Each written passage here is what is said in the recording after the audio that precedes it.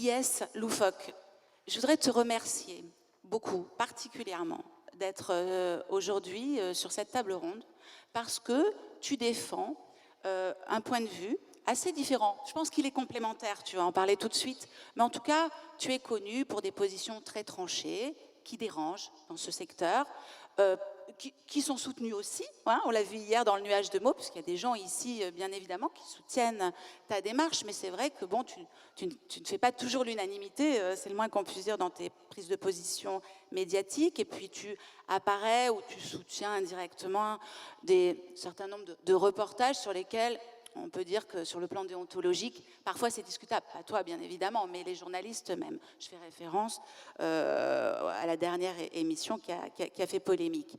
Donc Lies, d'abord merci, donc vraiment d'être là pour venir défendre ce point de vue. Je trouve que c'est vraiment courageux et très sympa que tu le fasses.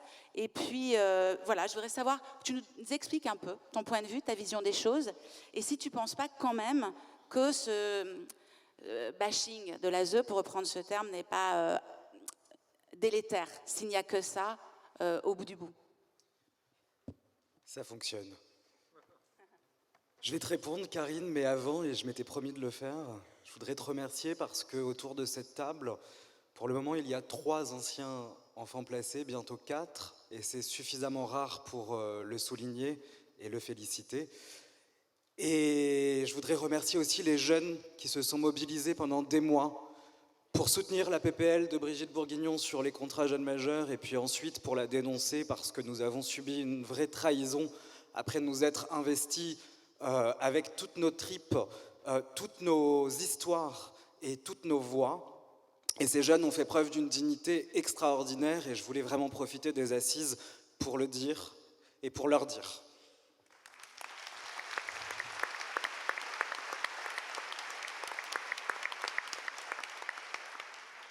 La question des médias et de la protection de l'enfance, on le sait, c'est un des débats les plus clivants en protection de l'enfance. C'est peut-être le débat le plus clivant en protection de l'enfance parce que c'est un sujet qui émerge, c'est un sujet qui naît, il est récent et il accompagne aussi un mouvement qui est celui de la libération de la parole des enfants placés, des enfants parfois qui ont été victimes, c'est vrai, durant leur parcours, de violences, de négligences, de carences, et des carences institutionnelles. Et d'autres, et on l'a vu avec des reportages peut-être plus positifs, si on peut le dire ainsi, notamment sur Arte.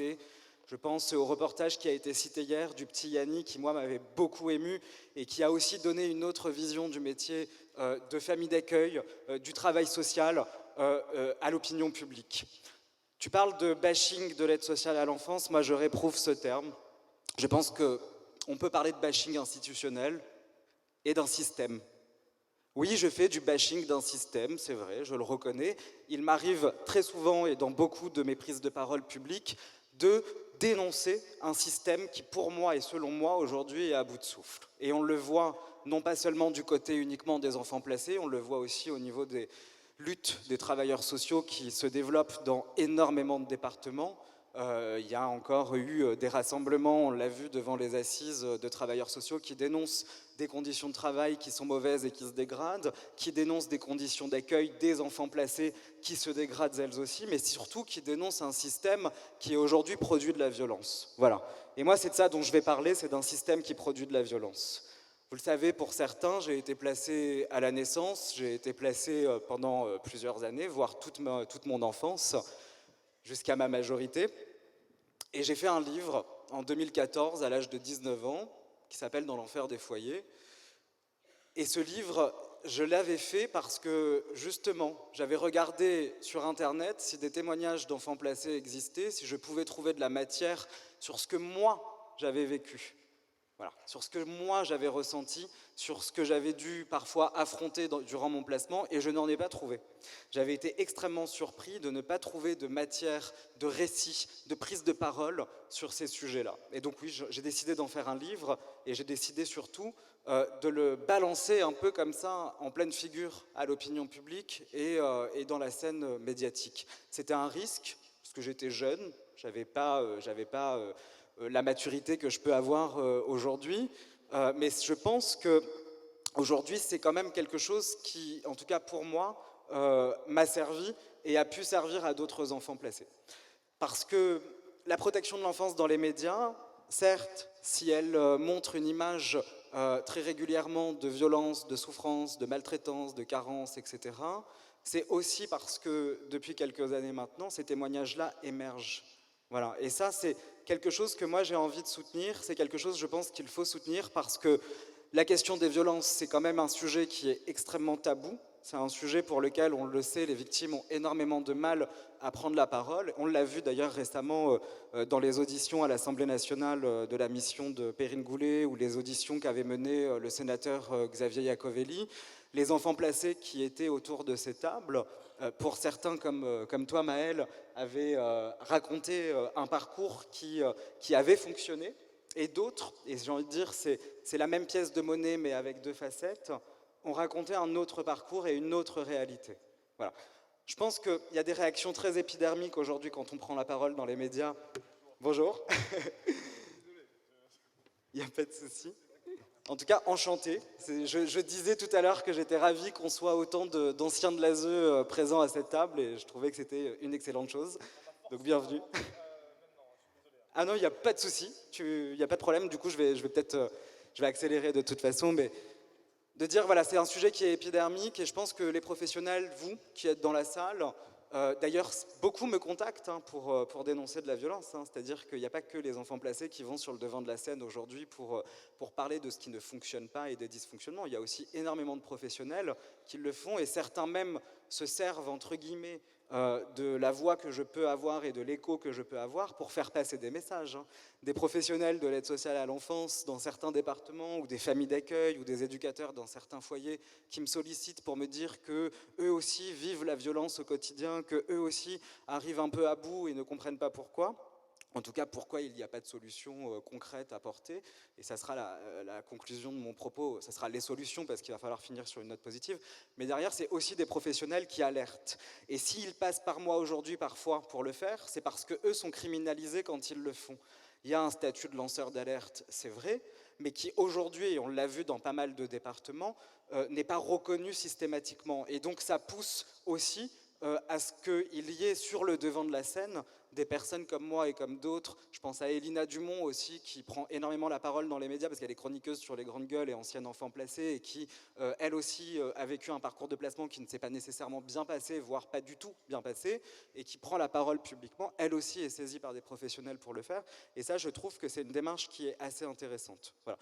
Donc, de dire quand même que les professionnels criminalisés dans leurs fonctions et quand ils dénoncent ou quand ils alertent sur des faits de maltraitance doivent être soutenus, c'est très important.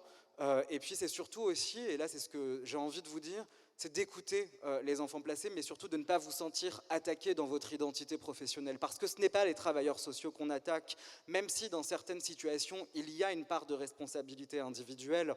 Il y a un professionnel qui va franchir les lignes rouges en violentant un enfant, même parfois avec de la violence sexuelle, et ça arrive. Évidemment, il y a une responsabilité individuelle qu'il ne faut pas nier, et même d'ailleurs qu'il faut dénoncer.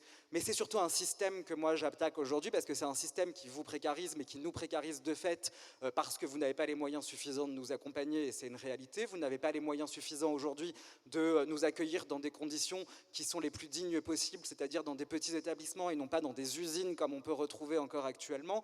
Et je pense qu'il y a des alliances à créer dans les années à venir, voire dans les mois à venir. Il y a, et je pense que c'est nécessaire, un vrai travail à engager entre nous, entre les professionnels et les enfants placés, quels qu'ils soient, qu'ils aient eu des parcours positifs, j'aime pas ce terme, mais bon, ou négatifs, et c'est pareil, je pense qu'on ne peut pas réduire au positif et au négatif les parcours des uns et des autres, mais en tout cas, voilà, de commencer ces dialogues-là, et quand, oui, on visibilise la violence, quand on donne de l'écho à ceux qu'on a silenciés pendant très longtemps, à qui on ne l'a jamais donné, et qui n'ont pas forcément les moyens de pouvoir dire ce qu'ils ont vécu, Ne vous sentez pas attaqués, mais soutenez-les parce qu'ils en ont besoin et qu'on en a besoin. Les solutions, elles sont simples. Il va falloir se mobiliser prochainement, je pense, auprès du secrétaire d'État. Parce que moi, les annonces qui ont été faites hier, Karine, je suis désolé, mais sur la question de la sécurité des enfants placés, je trouve ça absolument scandaleux.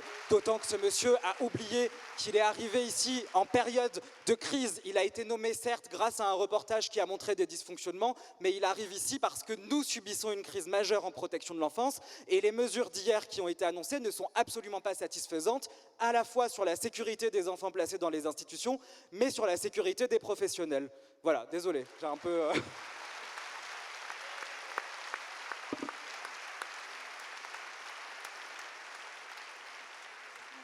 Merci Ilias. Moi je suis très contente vraiment de cette table ronde qui démarre et je suis heureuse que tu sois là parce que c'est vrai qu'au fond on t'écoute jamais développer ce propos. On te voit dénoncer des choses mais on t'avait jamais écouté comme ça et je trouve qu'on ne peut qu'être d'accord avec ce que tu viens de dire sur le côté lanceur d'alerte, etc. Mais il faut probablement une vision plus équilibrée des médias. On va y revenir tout de suite. Je te redonnerai la parole, Lies, tout à l'heure. Merci pour cet exposé. En plus, tu as des talents incroyables d'orateur.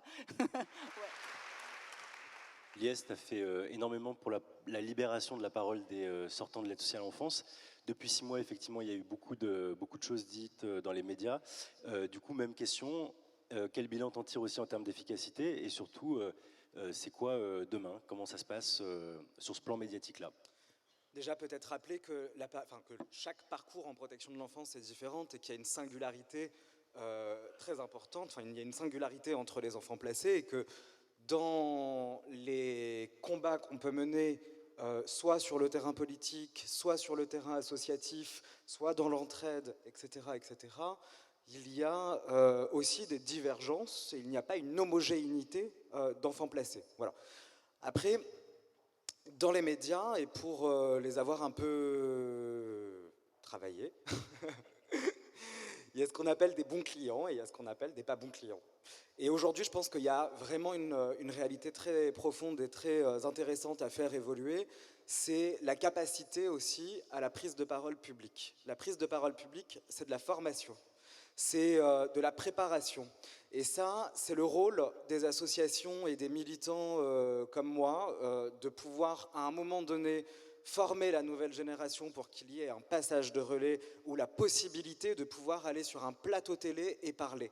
Les jeunes, moi c'est ce que j'ai constaté ces dernières années, qui ont eu des parcours en protection de l'enfance plutôt stables, voilà, avec un point d'ancrage qui n'a pas évolué et qui n'a pas subi de rupture en tout cas dans son parcours. C'est des personnes qui, à l'âge adulte, ne ressentent pas non plus le besoin de pouvoir témoigner publiquement, n'ont pas nécessairement l'envie d'aller face à une caméra, se raconter, se délivrer, parce que oui, certes, il est vrai, il y a une vraie stigmatisation encore dans d'autres pays des enfants placés. On parle encore de la DAS comme si on était des délinquants ou des pestiférés, ça arrive. Et ça, c'est aussi quelque chose où je pense qu'on a une responsabilité collective, parce qu'il faut casser cette image-là. Mais en tout cas, les personnes qui s'en sont, avec d'énormes guillemets, le mieux sorties, ne sont pas nécessairement celles qui aujourd'hui ont envie de s'impliquer soit dans des associations, soit dans l'espace politique et médiatique.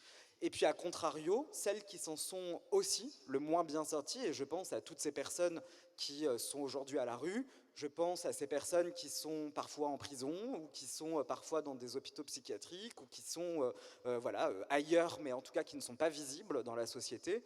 C'est des personnes qui, elles aussi, ne vont pas dans les médias. D'ailleurs, non pas seulement parce qu'on ne veut pas, parce qu'elles ne veulent pas, mais parce qu'on ne pense jamais à elles. Donc en fait, les personnes qu'on entend, c'est les personnes qui ont une construction qui leur a quand même permis de pouvoir trouver des mots et de pouvoir prendre, non, c'est pas longtemps, de pouvoir prendre la parole en public. Et donc voilà, il y a une incitation aujourd'hui, et peu importe le parcours qu'on a, à donner de la visibilité à chaque enfant placé. Moi, ces derniers mois, mon rôle, il s'est vraiment situé, dans le RP, je crois que j'ai été attaché de presse d'un bon nombre d'enfants placés, et on l'a vu parce que si vous suivez un peu l'actualité, je ne suis plus le seul à aller en plateau, il y en a d'autres qui y vont.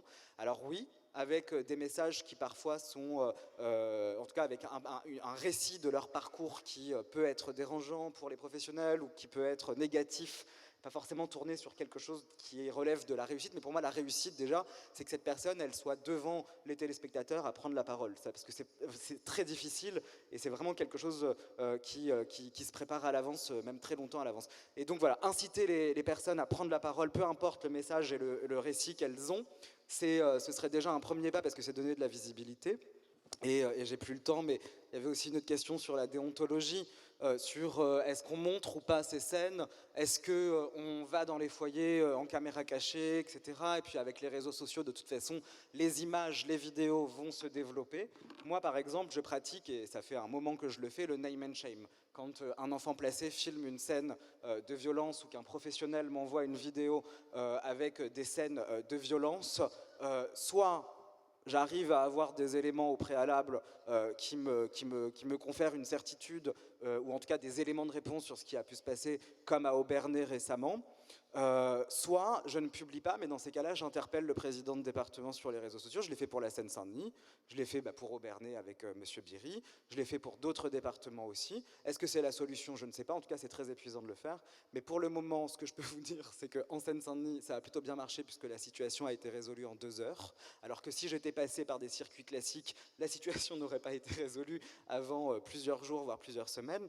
Donc voilà, c'est des techniques qu'on peut ne pas partager, c'est des méthodes qu'on peut ne pas partager, tout comme les caméras cachées. Moi, je pense que les caméras cachées dans les foyers, c'est pas quelque chose de forcément négatif. Moi, le reportage, je l'ai pas vécu comme quelque chose de déontologiquement, pour moi et selon moi, questionnant, hormis le non-floutage de certains enfants, où là, je suis beaucoup plus en colère par rapport à ça. Mais d'avoir tourné en caméra cachée, c'est aussi montrer une réalité. C'est aussi montrer des faits, c'est montrer un quotidien, d'autant que le journaliste avait été sollicité quand même à la base par des professionnels, faut le rappeler. Hein. Et donc moi ces techniques-là, je pense qu'elles peuvent être débattues, mais en tout cas elles existent, et oui parfois elles font avancer les situations. Typiquement on a eu un secrétaire d'État, c'était une revendication de longue date, en tout cas depuis que le gouvernement, enfin que Emmanuel Macron l'a supprimé.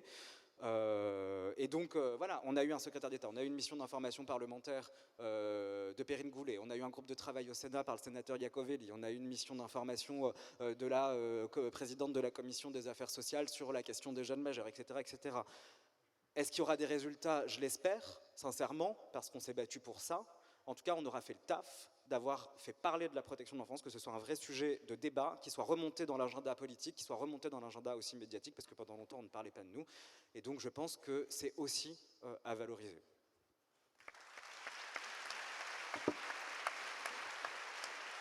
Merci beaucoup, Lies. Tu parlais de tous ces sortants de l'aide sociale à l'enfance qui s'engagent assez peu médiatiquement.